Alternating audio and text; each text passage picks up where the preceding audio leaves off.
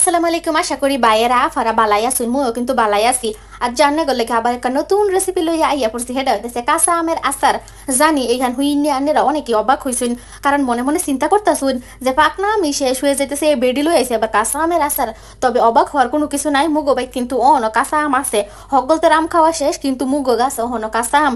এটা দেখে হকগলতে লুপ করে আর তাহায় তাহায় দেহে, কিন্তু কাউরে কিন্তু এক নামও দেই না। যাই হোক, আমগুলার একদম তুলু তুলু করে হিদ্দু করে লুছি। এরপরে একান লড়ানা লইয়া এটার মধ্যে দিয়ে দিতেছি হইতেছে খাস তেল, যেটা এবার আনারা সুন্দর করে কইন সরিষার তেল। এর মধ্যে দিয়ে দিতেছি হইতেছে কি জানি কয় তারে রসুনারে দিয়ে একদম ঝাঁকাকা ঝাঁকাকা করে ভাজ্যা লিছি। বাজার পরে কি যে সুন্দর একখান ফেলে ভাড়াইছে, মোর মনটা চাইতেছে এনতে কতগুলো রসুন আর হইতেছে তেল খাইয়া নেই, তাইলে মনে হয় ভালো লাগবে। যাই হোক, অত ভালো লাগুনের কোনো দরকার নাই, সেই তো আচার বানাইতে আইসি, হেই তো আমগুলা এনে দিয়া দেই। তো হিদ্দ করে রাহা সবগুলো আম দিয়া দিছি। দিয়া দেওয়ার পর একদম খলবলো করে সুন্দর করে নাইরা সাইরা লইতেছি, যাতে সবগুলো আমের লগে সুন্দর করে রসুন তারপরে হইতেছে তেলটা সুন্দর করে একদম মিশা একাকার হইয়া যায়। তো আফামনি করে একটা গুরুত্বপূর্ণ কথা কইয়া দিই, হেডা হইতেছে মুই এনে কি পরিমাণ কি ব্যবহার করতেছি হেডা কিন্তু কইতাম না।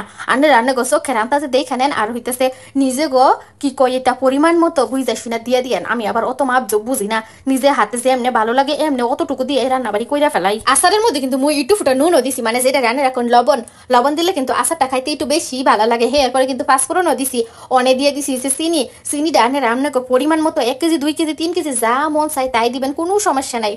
এরপরে দিছি হইতেছে হুগনা মরিচ। এই হুগনা মরিচটাও আনে রান্না পছন্দ মতো, যেই পরিমাণ জাল খাইতে পছন্দ করেন ঠিক সেই পরিমাণে দিয়ে খাইয়েন, কোনো সমস্যা নাই। এই পর্যায়ে আনে মনের মধ্যে একান কথা গুড়গুড় করতেছে, সেটা কিন্তু মুই বুঝি।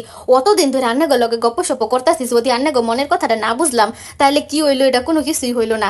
যাই হোক, অতক্ষণ বড়া মুই জানিনি এর তানি বুঝতে মারা একান কি কয় তার লড়ার মধ্যে, মানে হচ্ছে কড়াইয়ের মধ্যে আচারটা লাড়া যারা করছি, যে এটা মুই ছোট মানুষ হয়ে ঠিক মতো নাড়াইতে পারি নাই, আর আচারটা এমন বাজা বাজা হইতেছিল না। এই জন্য সুন্দর করে এখন ফ্রাই প্যানে নিয়ে নিলাম।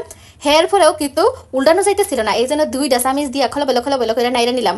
এই পর্যায়ে দিয়ে দিচ্ছি হচ্ছে একটু ফুটা ভিনেগার, যাতে অনেক দিন পর্যন্ত আচারটা বালা থাকে। মোর মনে হয় মোর এই রেসিপি হান হকগলতের কাছে বালাই লাগছে।